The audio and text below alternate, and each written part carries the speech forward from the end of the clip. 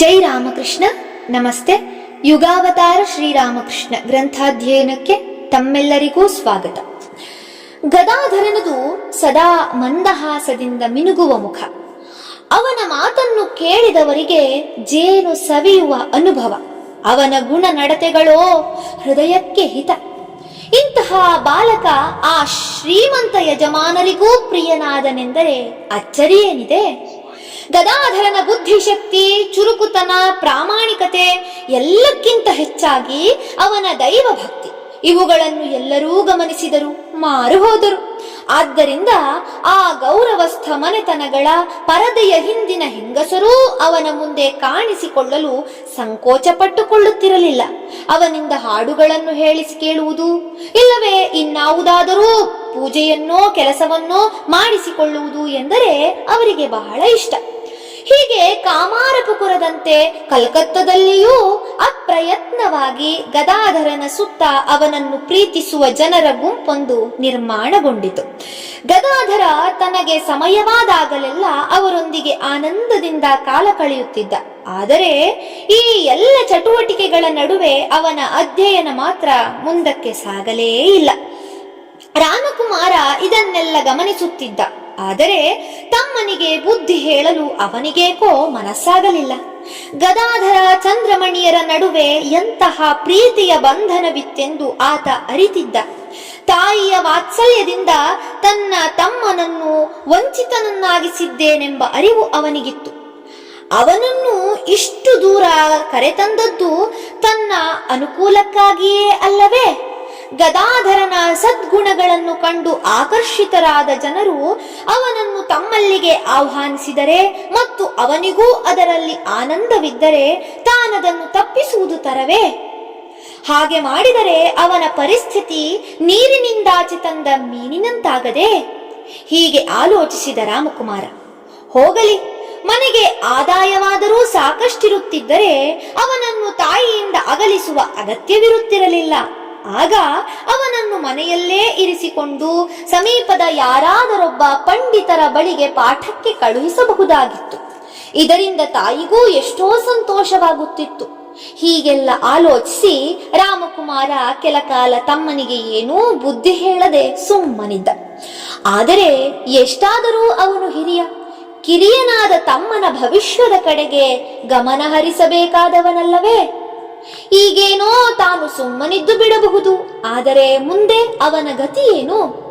ಕಡೆಗೊಂದು ದಿನ ಅವನು ತಮ್ಮನನ್ನು ಕರೆದು ಹೇಳಿದ, ಗದಾಯ್, ನೀನೀಗ ದೊಡ್ಡವನಾಗುತ್ತಿದ್ದೀಯೆ. ಇಷ್ಟು ದಿನವೂ ನೀನು ನಿನ್ನ ಪಾಠ ಪ್ರವಚನಗಳಲ್ಲಿ ಆಸಕ್ತಿ ವಹಿಸಲೇ ಇಲ್ಲ. ಆದರೆ ಮುಂದೆ ನೀನು ನಿನ್ನ ಕಾಲ ಮೇಲೆ ನಿಂತುಕೊಳ್ಳಬೇಡವೇನಪ್ಪ? ನೀನು ನಿನ್ನ ಜೀವನಕ್ಕೊಂದು ದಾರಿ ಮಾಡಿಕೊಳ್ಳದಿದ್ದರೆ ಹೇಗಾದೀತು? ಇನ್ನು ಮುಂದಾದರೂ ನೀನು ಪಾಠಗಳ ಕಡೆಗೆ ಗಮನ ಕೊಡಬೇಕಾಗುತ್ತದಪ್ಪ. ಹೀಗೆ ತುಂಬಾ ಸೂಕ್ಷ್ಮವಾಗಿ ಮೃದುವಾಗಿಯೇ ಹೇಳಿದ. ಆದರೆ ಗದಾಧರನಂತಹ ಕುಶಾಗ್ರಮತಿಗೆ ಅಣ್ಣನ ಹೃದಯದ ಭಾವ ಅರ್ಥವಾಗದಿದ್ದೀತೆ. ಅಣ್ಣ ಎಷ್ಟೇ ಸೂಕ್ಷ್ಮವಾಗಿ ಹೇಳಿದರೂ ಅವನೆದೆಯ ಆತಂಕವನ್ನು ಗದಾಧರ ಗುರುತಿಸಿದ.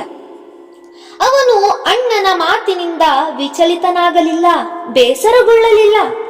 ಬದಲಾಗಿ ಶಾಂತವಾಗಿ ಗಂಭೀರವಾಗಿ ನುಡಿದ, ಅಣ್ಣ, ನೀನು ಹೇಳಿದ್ದು ನನಗರ್ಥವಾಗುತ್ತಿದೆ.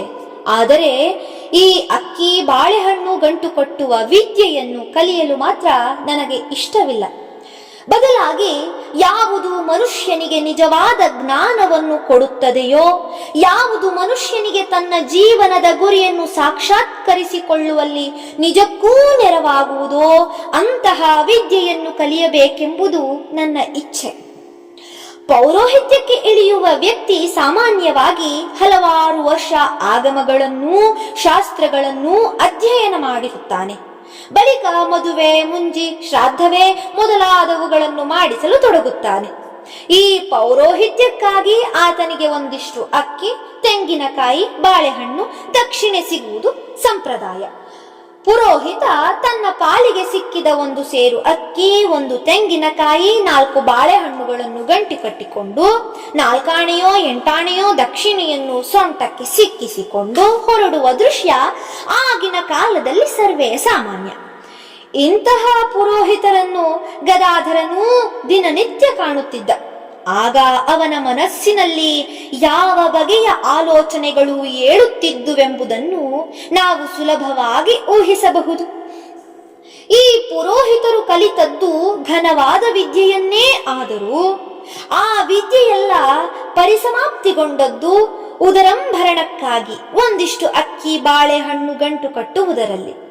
ಇದರಿಂದ ಸಿಗುವ ಪುರುಷಾರ್ಥವೆಲ್ಲ ಇಷ್ಟೇ ಎಂದು ಗದಾಧರನಿಗೆ ಸ್ಪಷ್ಟವಾಗಿ ಅನ್ನಿಸಿತು.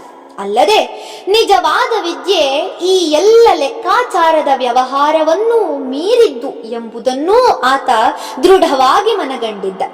ಆದ್ದರಿಂದಲೇ ಆತ ಅಣ್ಣನಿಗೆ ಹೇಳಿದ್ದು, ಅಕ್ಕಿ ಬಾಳೆಹಣ್ಣು ಗಂಟು ಕಟ್ಟುವ ವಿದ್ಯೆಯನ್ನು ಕಲಿಯಲು ನನಗಿಷ್ಟವಿಲ್ಲ ಎಂದು. ರಾಮಕುಮಾರನಿಗೆ ತಮ್ಮನ ಮಾತಿನ ಅರ್ಥ ಎಷ್ಟರ ಮಟ್ಟಿಗೆ ಆಯಿತೋ. ಅವನೇನೋ ಸಾತ್ವಿಕ ಜೀವಿ, ಧರ್ಮಭೀರು, ಅನುಭವಸ್ಥ, ನಿಜವೇ. ಆದರೆ ಗದಾಧರ ಯಾರು, ಅವನ ಸಾಮರ್ಥ್ಯವೇನು, ಸ್ವಭಾವವೆಂಥದು ಎಂಬುದನ್ನೆಲ್ಲ ಅವನೇನು ಬಲ್ಲ? ತಮ್ಮನ ಪ್ರಬುದ್ಧತೆ ಎಂಥದು ಎಂಬುದನ್ನು ಅವನು ಕನಸು ಮನಸ್ಸಿನಲ್ಲೂ ಊಹಿಸಲಾರದವನಾಗಿದ್ದ. ಆದ್ದರಿಂದ ಗದಾಧರ ತನ್ನ ಅಂತರಂಗದ ಭಾವವನ್ನು ಹೀಗೆ ವ್ಯಕ್ತಗೊಳಿಸಿದಾಗ ಅವನು ಅದನ್ನು ಅರ್ಥ ಮಾಡಿಕೊಳ್ಳಲು ಸಮರ್ಥನಾಗಲಿಲ್ಲ ಎಂದೇ ಹೇಳಬೇಕು. ಅವನು ಭಾವಿಸಿದ, ಗದಾಧರ ಈ ರೀತಿಯಾಗಿ ಇನ್ನೊಬ್ಬರಿಂದ ಹೇಳಿಸಿಕೊಂಡದ್ದು ಬಹುಶಃ ಅವನ ಜೀವನದಲ್ಲೇ ಇದು ಮೊದಲನೆಯ ಸಲವಲ್ಲವೇ? ಅವನ ಸೂಕ್ಷ್ಮ ಮನಸ್ಸು ಘಾಸಿಗೊಂಡಿರಬೇಕು. ಆದ್ದರಿಂದ ಹೀಗೆ ಏನೇನೋ ಮಾತನಾಡುತ್ತಿದ್ದಾನೆ ಎಂದು ಮತ್ತೆ ಮಾತನಾಡಿ ಅವನ ಎಳೆಯ ಮನಸ್ಸನ್ನು ಇನ್ನಷ್ಟು ನೋಯಿಸುವುದು ಬೇಡವೆನ್ನಿಸಿ ಅಲ್ಲಿಗೆ ಸುಮ್ಮನಾದ. ಆದರೆ ಗದಾಧರನಿಗೆ ಇದು ಅರಿವಾಗಿರಬೇಕು. ಆದ್ದರಿಂದ ಅವನು ಅಣ್ಣನಿಗೆ ತನ್ನ ಮನದ ಆಲೋಚನೆಗಳನ್ನು ವಿವರಿಸಲು ಹಲವು ವಿಧದಲ್ಲಿ ಯತ್ನಿಸಿದ. ಹೊಟ್ಟೆಪಾಡಿನ ವಿದ್ಯೆಯನ್ನು ಕಲಿಯಲು ತನಗೆ ಸ್ವಲ್ಪವೂ ಇಷ್ಟವಿಲ್ಲವೆಂದು ಮನಗಾಣಿಸಲು ನೋಡಿದ. ಆದರೆ ರಾಮಕುಮಾರ ತಮ್ಮನ ಮಾತುಗಳನ್ನು ಗಂಭೀರವಾಗಿ ಪರಿಗಣಿಸಲಿಲ್ಲ. ಎಷ್ಟಾದರೂ ಹುಡುಗ, ಏನೇನೋ ಮಾತಾಡುತ್ತಾನೆ ಎಂದುಕೊಂಡು ಸುಮ್ಮನಾದ. ಹುಡುಗನಿರಲಿ, ವಯಸ್ಸಾದವನೂ ಕೂಡ ಲೋಕದ ರೀತಿಗೆ ವಿರುದ್ಧವಾಗಿ ನಡೆದುಕೊಂಡಲ್ಲಿ ಅವನ ಬುದ್ಧಿ ನೆಟ್ಟಗಿದೆ ಎಂದು ಯಾರಾದರೂ ಹೇಳಿಯಾರೇ? ಅಂದು ರಾಮಕುಮಾರ ತಮ್ಮನ ಮನಸ್ಸನ್ನು ಅರ್ಥ ಮಾಡಿಕೊಳ್ಳಲಿಲ್ಲವಷ್ಟೇ ಅಲ್ಲ, ತಾನು ಅವನನ್ನು ನೋಯಿಸಿಬಿಟ್ಟೆನಲ್ಲ ಎಂದು ಪಶ್ಚಾತ್ತಾಪದಿಂದ ಕುಗ್ಗಿದ. ತಮಗೆ ಪ್ರೀತಿ ಪಾತ್ರರಾದ ಯಾರನ್ನಾದರೂ ಬೈದು ಬಿಟ್ಟರೆ ಮರುಕ್ಷಣವೇ ಪಶ್ಚಾತ್ತಾಪ ಪಡುವುದು ಮತ್ತು ಮೊದಲಿಗಿಂತ ಹೆಚ್ಚಾಗಿ ಪ್ರೀತಿ ತೋರಿಸುವುದರ ಮೂಲಕ ಸಮಾಧಾನ ತಂದುಕೊಳ್ಳುವುದು ಮನುಷ್ಯನ ಸ್ವಭಾವ. ರಾಮಕುಮಾರನು ತಮ್ಮನೊಂದಿಗೆ ಕೆಲ ಕಾಲ ಹಾಗೆಯೇ ವರ್ತಿಸಿದ. ಆದರೆ ಇತ್ತ ಗದಾಧರನ ಸ್ವಭಾವದಲ್ಲೇನೂ ಬದಲಾವಣೆ ಕಂಡು ಬರಲಿಲ್ಲ. ಅವನ ಮುಂದಿನ ಕ್ರಿಯೆಗಳೆಲ್ಲವೂ ಅವನು ಅಂದು ಆಡಿದ ಮಾತುಗಳನ್ನೇ ಸ್ಪಷ್ಟೀಕರಿಸುವಂತಿದ್ದವು. ಕಾಲಚಕ್ರ ವೇಗವಾಗಿ ಉರುಳತೊಡಗಿತು.